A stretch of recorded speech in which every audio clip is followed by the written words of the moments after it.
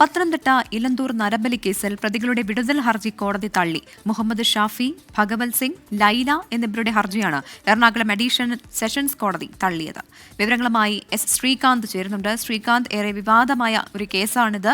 ഇതിലിപ്പോൾ 3 പേരുടെയും വിടുതൽ ഹർജി കോടതി തള്ളിയിരിക്കുകയാണ്.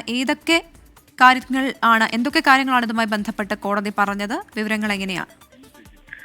ഇലന്തൂർ നരബലി കേസുമായി ബന്ധപ്പെട്ട് ഇന്ന് നടന്ന പ്രധാനപ്പെട്ട നടപടികൾ, കോടതി നടപടികൾ ഇവയാണ്.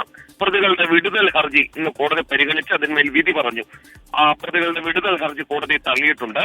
മുഹമ്മദ് ഷാഫി, ഭഗവത് സിംഗ്, ലൈല എന്നിവരുടെ ഹർജിയാണ് നിലവിലിപ്പോൾ കീഴ്ക്കോടതി തള്ളിയത്. എറണാകുളം അഡീഷണൽ സെഷൻസ് കോടതിയുടേതാണ് നടപടി.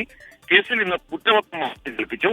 പ്രതികൾ കുറ്റം നിഷേധിച്ചു. സ്വാഭാവികമായും കുറ്റം നിഷേധിക്കുകയും ചെയ്തു. പക്ഷേ കുറ്റപത്രം നേരത്തെ തന്നെ കോടതി സ്വീകരിച്ചതാണ്. ഇനി അതിന്മേൽ വിചാരണ നടപടികളിലേക്ക് കാര്യങ്ങൾ നീങ്ങും.